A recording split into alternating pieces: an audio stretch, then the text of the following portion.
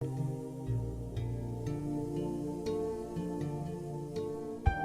good diet is extremely important for cancer patients, especially people with pancreatic cancer. Oftentimes, when you get diagnosed with cancer, your appetite starts to fail, and when you have surgery and when you're having the treatment for cancer, that can really severely affect your appetite, and it can lead to you losing a lot of weight. I lost 14 kilo in a fortnight, and I haven't really put it back on. I feel like a Shar-Pei dog when I stand in the shower with all the extra skin that's there. Eating was a big problem once I was recovering from the surgery. I couldn't keep any foods down. I was vomiting regularly, every half hour or so. Nausea and vomiting can be quite common, especially if people are having chemotherapy. Often the drugs can affect how people feel, and nausea. There are some tips, obviously it's very individual, but some people find using things like ginger ale can help. Sipping on ginger can help settle the nausea. Eating small amounts frequently, trying not to have your stomach empty for too long. It can make the nausea worse if your stomach is left empty. Things like sucking on boiled lollies and things to actually try and decrease the tastes that can change during treatment. Taste change can lead to nausea, so there are issues associated with making sure you add different flavours to foods. Try not to be present in the kitchen if smells are making you feel sick. Try cold sorts of foods, things that don't have too much of an odour, to make sure that you're able to get in what you need without food making you feel even more nauseated. And of course, nausea medications are very important. Once I started to go back onto normal foods, I was drinking things like Forty juice and other dietary supplements that really put some good sustenance back into the system and some meat back on the bones. After Whipple's procedure, the way that food moves through your system has been altered. So often people can have issues with the quantities of foods they're able to eat. They may only be able to have small amounts of food at a time. So trying not to drink when you're eating to minimise how much food is going into your stomach at any one time. There may be some issues with fatty foods. People find that sometimes greasy or fatty foods are difficult to tolerate. Gassy foods and cramping may be a problem. They may get excess wind, so there are sometimes some foods that can produce more gas within the intestine, so decreasing those can be of benefit as well. There's a lot of things you can't eat, or you feel sicker. Even now, 3.5 years later, I still have different foods that I'll eat them, but I know I'm going to feel sick in half an hour, but I take that chance, There are things that I can eat that will still upset me, and it's things that I don't even necessarily wouldn't be aware of them, that I may not suspect as being a problem. Some things I'm now aware of, so I avoid them, and an interesting one is watermelon for me, but every now and then something will catch me out. I find that I can't eat a lot of liquids, for example, so a lunchtime meal of a cup of tea and a soup is out of the question.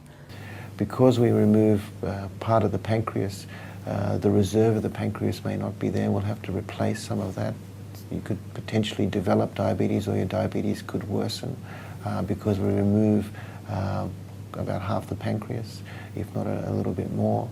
So often people who have diabetes are given medication to control the diabetes, and this means that they need to make sure that they have regular intake of carbohydrate foods, things like pasta and rice and breads, and the types of foods that they have at each meal is more important when you are on medication. And some people may also need insulin injections, so it's even more important that they've got a regular intake of those carbohydrate foods. And a dietitian can talk more about what specifically you require when you have diabetes, but when you're also having treatment for pancreatic cancer, because the two need to work hand in hand to make sure that you're getting what you need in a day. Also, we can replace the enzymes that the pancreas makes by giving tablets.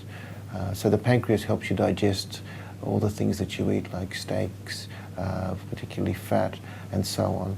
And so we can replace those enzymes. You just swallow a tablet that has those enzymes with them, together with when you eat. Every time I eat anything, I have to have pancreatic enzymes, because my pancreas no longer makes enough enzymes to digest the food.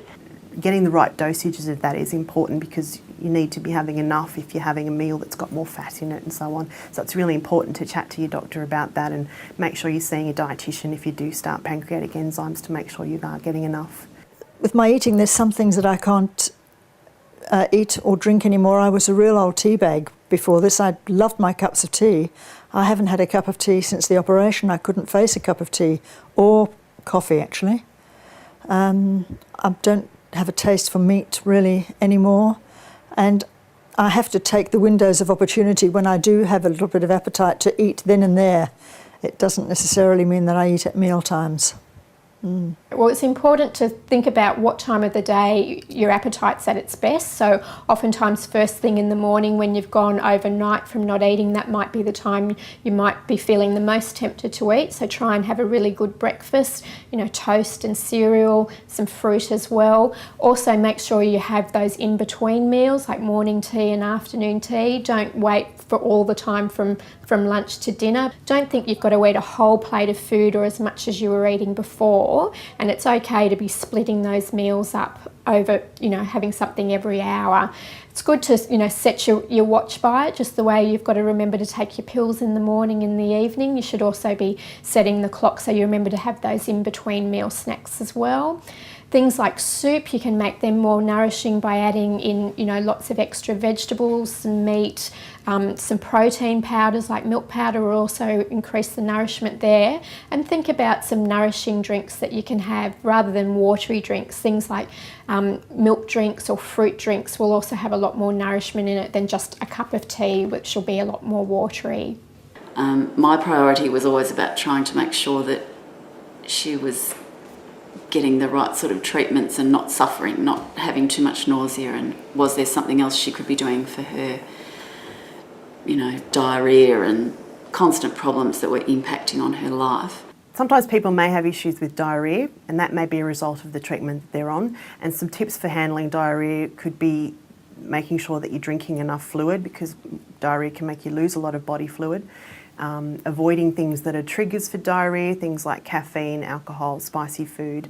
Some people, if diarrhoea becomes worse, can become a little bit, or may have difficulty digesting lactose, which is the sugar that's found in milk. So milk products might be difficult for people to manage if they do have diarrhoea. And there also may be some issues with the types of fibre that people are eating. So it's important to have a look at your diet and speak to a dietitian and make the modifications that are necessary to help with symptoms of diarrhoea. I eat a lot of pasta. It's probably my main staple is pasta. I've always got a pot on the stove with water ready to boil to heat up my pasta, and I enjoy that. Soups I found really good, especially the ones that have got the no additives. You can buy the natural soups now that, you know, you just heat them up. They're wonderful. They really are good. I can't eat dairy products now. I'll get up in the middle of the night and have an ice cream, but I don't think there's much dairy in them. But, you know, there's a lot of things, anything with fat, I can taste it. I haven't used butter. My diet has changed quite a lot since I've had the diagnosis. I eat all of the proper foods now, and my wife is very, very particular about what I eat and when I eat. One of the most important things to remember is that the symptoms that people get are very individual, and you really need to make sure that you're getting dietary advice that suits you and will ensure that you're able to get in what you need in the day. So seeing a dietitian and getting specific information is very important. So as well as thinking about your diet, it is also important for people who've been diagnosed with cancer to think about being as active as they can. So not necessarily thinking of exercise the way we often think of it as a punishment, but trying to be as active as you can is going to be really helpful for stimulating your appetite and improving your appetite. It's also going to be helpful with dealing with the terrible fatigue that cancer patients help with. And it often sounds strange if you're more active that can help with tiredness, but that's one of the proven benefits of being active.